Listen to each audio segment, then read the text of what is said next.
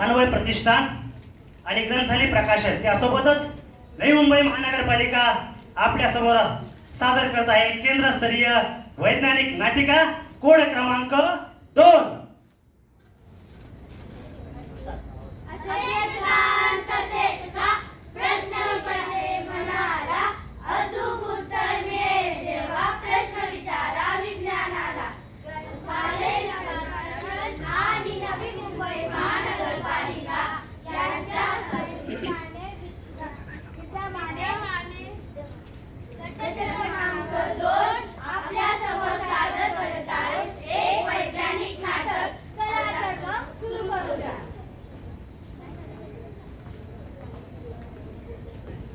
अरे बापरे, हे पाहिलं का?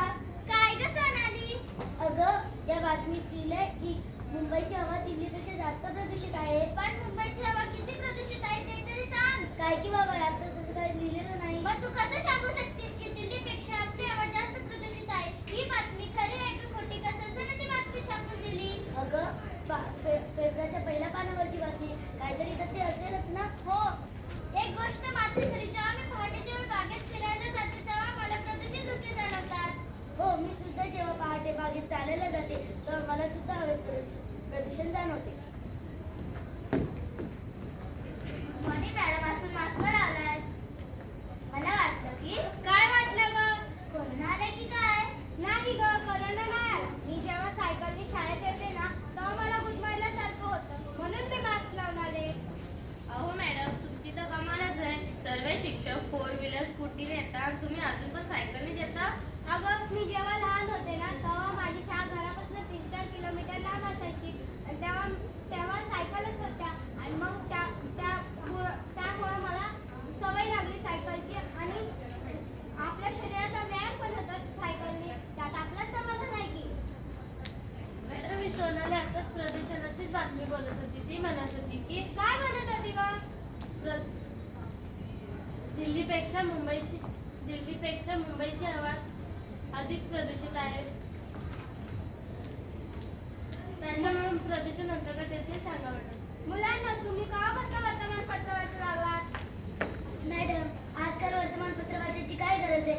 सर्व बातम्या मोबाईलवर, न्यूजवर, टीव्हीवर येतातच की. अगं, पण आपण वर्तमानपत्र वाचल्यावर तर विचारही करतोच ना. हो. मॅडम, तुम्ही आज मास्क लावणार तर त्याच्यामुळे प्रदूषण होतं ते तरी सांगा. चांगला प्रश्न आहे. आता डॉक्टर अभय पण इकडे येत आहेत, तेच तुम्हाला सांगते. नमस्कार मॅडम, आज इकडे कसे? तुम्हाला भेटायला आलो होतो. आज शाळेची आठवण झाली म्हणतात चला जाऊ. मुलांना, हे आपल्या शाळेचे माजी विद्यार्थी, हे आता आपल्या शाळेची पण डॉक्टर झाले, तेच तुम्हाला सांगते. चालेल ना अभय? चालेल नाही हो, धावेल. मुलांना विचारा प्रश्न. तर मुलांना मला आधी सांगा, शुद्ध हवा म्हणजे काय? मॅडम, मी सांगू? सांग. शुद्ध हवा म्हणजे ज्या हवेत प्रदूषित घटक नाही ती हवा शुद्ध असते. मॅडम, मी एक अगदी बरोबर. मॅडम, मी एक प्रश्न विचारू? विचार. बाळा, तुझं नाव काय? माझं नाव विद्या परब. तुझ्या नावातच विद्या आहे. मग सांग बरं, शुद्ध हवेचे घटक कोणते? शुद्ध हवेचे घटक ऑक्सिजन आणि नायट्रोजन असे आहे. अगदी बरोबर. मुलांना, आपण प्राथमिक शाळेत शिकलो होतो ना शुद्ध हवेचे घटक. कोणाला आठवतं का रे? मॅडम, मी सांगू? सांग. मॅडम, ऑक्सिजनचे प्रमाण 20%, नायट्रोजनचे प्रमाण 79% आणि कार्बन डायऑक्साईडचे प्रमाण 0.03% आणि इतर काही घटक जसे की पाण्याची वाफ आणि वा वा, अगदी चूक माहिती दिली. तर मुलांना, मला आता सांगा, हवेला प्रदूषित करणारे घटक कोणते? मॅडम, पण कोमल तर बोलली कार्बन डायऑक्साईड हा हवेला शुद्ध करणारा घटक आहे. पण मॅडम, तो तर प्रदूषित करणारा घटक आहे ना? हेही बरोबर आहे सोनाली, पण वनस्पतीला अन्न तयार करण्यासाठी सूर्यप्रकाश, पाणी आणि कार्बन डायऑक्साईडची गरज असते. वनस्पती सूर्यप्रकाशाच्या मदतीने आपल्या पाण्यामधील मृतद्रव्यांचा वापर करून अन्न तयार करतात. यासाठी कार्बन डायऑक्साईडची गरज असते. बरोबर ना मॅडम? वा अभय, अजून तू शाळेत शिकवलेले ज्ञान विसरणार नाही. मॅडम, तुम्ही ते शिकवले नव्हते तर आमच्या गैर ठेवले. मॅडम, कार्बन डायऑक्साईडचे प्रमाण वाढले की प्रदूषण वाढते.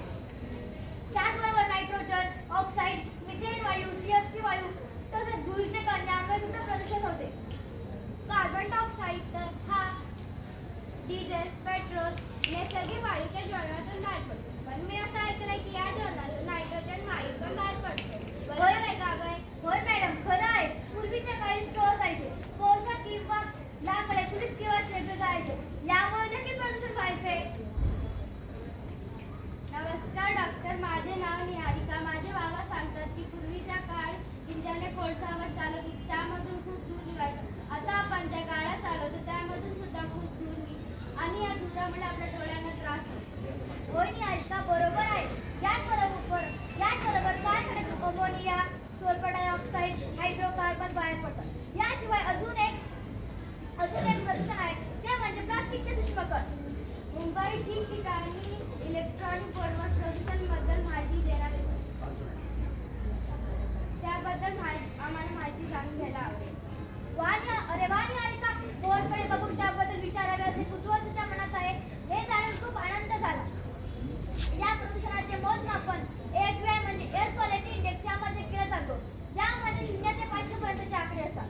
0 ते 50 म्हणजे शुद्ध हवा, यासाठी हिरवा रंग, 50 ते 100 पिवळ्या रंगाचा पट्टा, 100 ते 150 केशरी रंगाचा पट्टा, 151 ते 200 लाल पट्टा आणि आकर्षक असतो, 200 ते 300 जांभळ्या रंगाचा पट्टा, ज्याचे दुष्परिणाम सर्वांनाच भोगावे लागतात, 300 ते 500 मरून रंगाचा पट्टा, ज्यामुळे श्वासनाचे विकार होतो.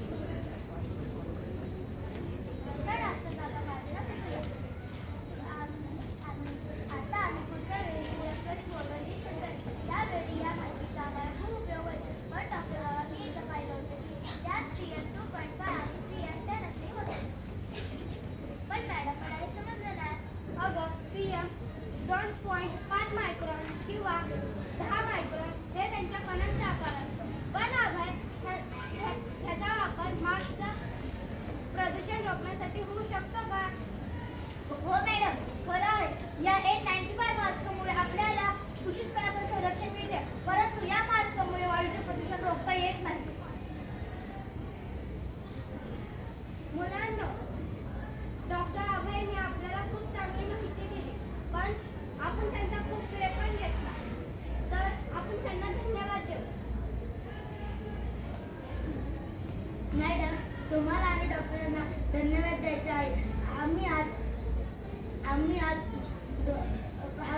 हवेचे प्रदूषण त्यासाठी जबाबदार घटक